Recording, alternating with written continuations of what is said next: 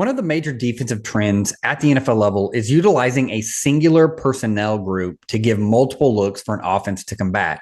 Similar to how offenses use personnel to attempt to dictate defensive structure, the inverse can be used to muddy an offensive coordinator's play calling sheet. An example of this is defenses being able to jump from even to odd structures or vice versa from any personnel group. More off-ball linebackers are being asked to moonlight as edges at the NFL level. Vic Fangio's use of all-pro linebacker Zack Baun is one of the best examples of this. With the Saints, Baun was primarily used as a Ted linebacker or a 9 technique who typically aligns on the top of a tight end. He wasn't used very much, and that's not a system that you want to be in all the time. His main job was holding the point or grabbing any flat route from the backfield. Under Fangio, Baun has been used as an edge on 102 snaps and is a key tool in Fangio's ability to change structures without bringing in new personnel. Think of this as not giving the OC a tell about what a defense is going to do. Many times, Baun shifted down to the line of scrimmage late, adding an element of pre-snap movement. Against the Packers in Week 1, Fangio used Baun as a pass rush specialist on third downs. He accumulated 3 pressures and 2 sacks on 13 pass rushes.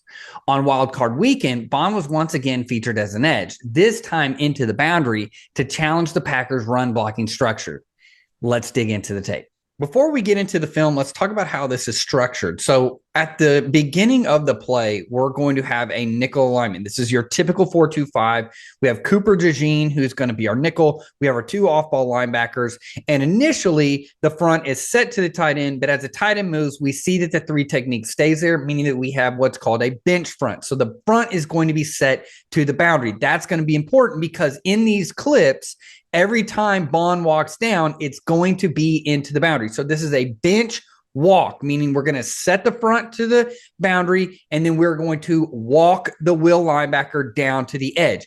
As the play progresses, you can see the moment that the tight end gets set, Baun is going to give a move call, and we are going to go from an under G, essentially what this is, or a bench G front, meaning we have a 2-eye, a 5, a 3, and a 5. It's just going to go into a walk alignment. So these 2 defensive linemen are going to be able to reduce, meaning they're going to be able to work down because Baun has gone from an off backer position and he's walked himself down to the line of scrimmage. He's going to be our 9 technique.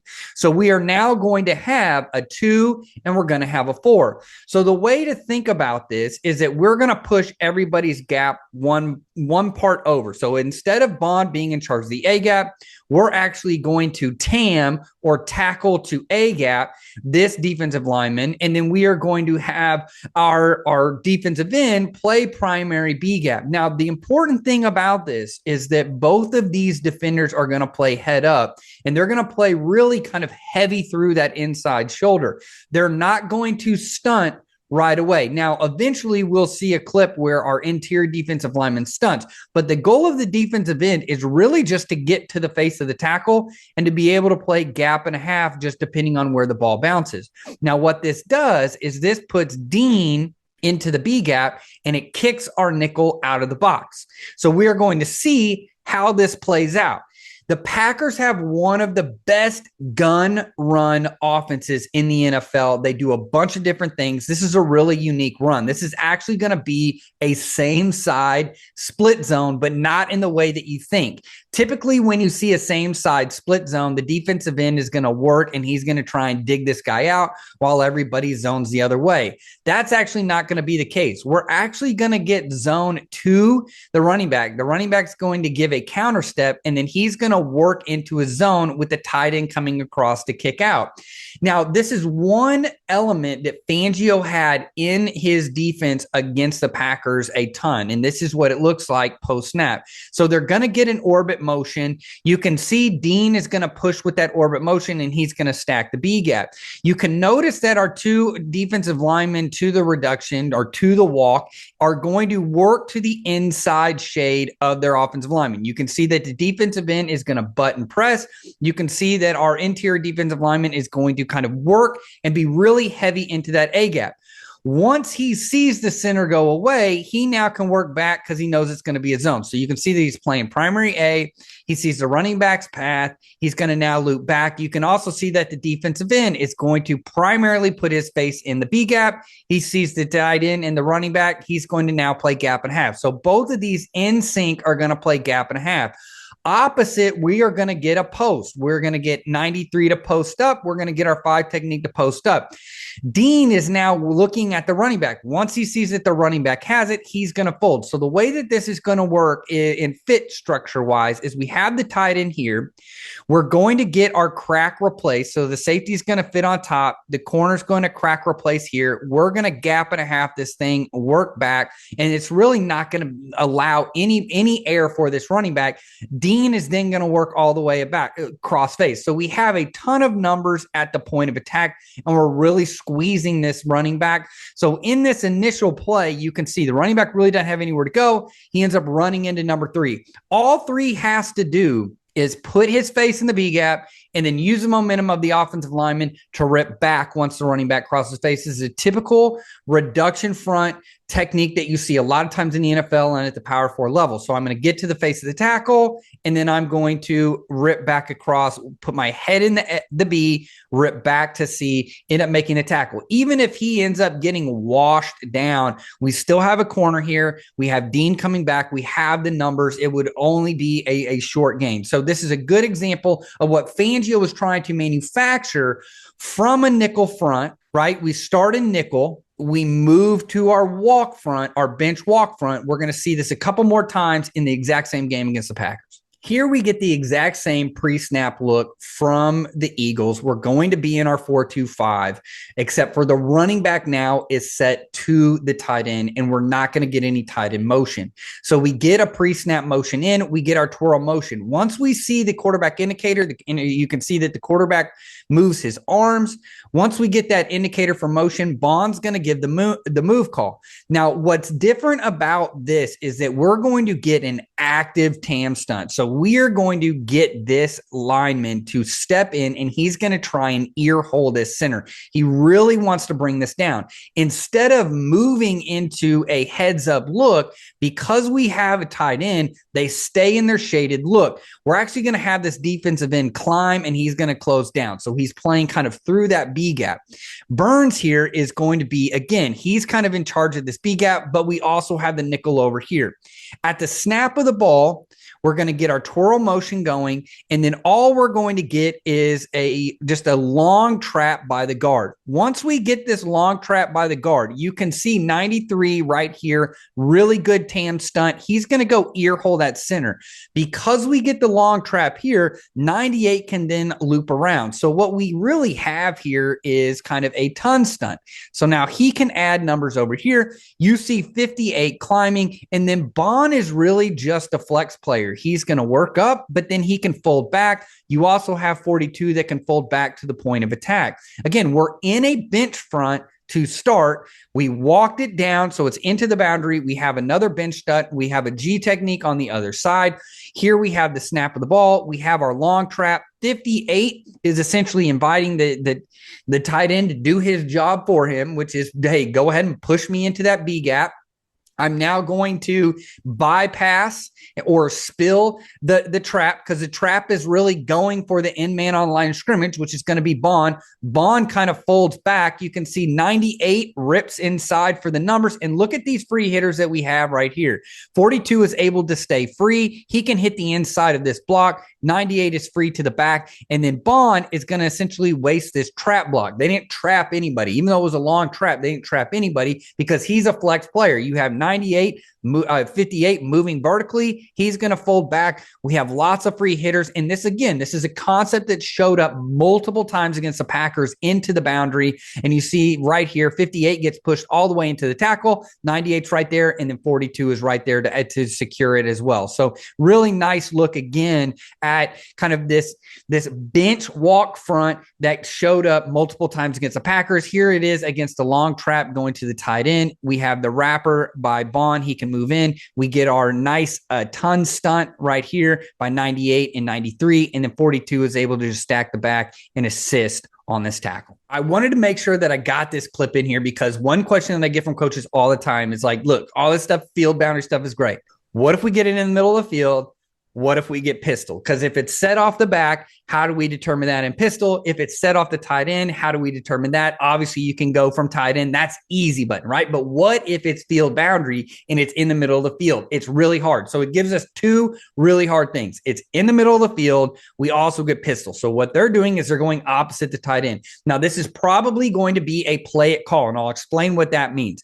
As the tight end motions, you can see that we get our move call. So we actually go from an over to an under front here. What we're getting again is we go from an over to the tight end. We're then just shifting. It ends up being kind of an over front again, right? So we're getting a shift from an over. We're getting shift back to our reduction. You can see that we're head up. He's working to a heavy outside. We're still in our G, and then we're in a 5 here. At the snap of the ball, all we're going to get is some split zone. Now, the reason why I would call this a bench front is because you can see who flashes in here. This is going to be our nickel. So we're still getting an under look because we're setting the 3 technique away from the passing strength. So we get our walk. We're going to end up getting a split zone. There's really nowhere for this tight end to go. And sometimes a little bit of me makes me think that this might be an insert. We get a heavy 5 by 19, so which is a little different than what we saw in the previous 2. But you can see here, anytime that we get any kind of block out, we're going to post this up. He's going to stay connected to the tackle, work to the B gap. Baun's going to post up. And really what we're trying to create here is a wall, right? We're building a wall right here. We want to solidify this wall. You can see 97 is building his wall here. We're playing heavy through here. And then what we're doing is we're keeping our inside linebacker free. All he has to do is track this back. And so here, whether this is insert or split zone, the running back really has nowhere to go. He has to pause because the moment that he thinks this is open, he's seeing a free number 17. He pops out. The tight end moves out of his way. You can see by that time, any kind of hesitation, especially again against an active front like the Eagles, that's going to spell death to the run blocking. And so you can see here, even though that the guard and tackle are here, he can't go. And this is the thing. This looks like an alley right here, but that running back knows 98 sitting there. That's actually a closed gap. So this looks like a good gap.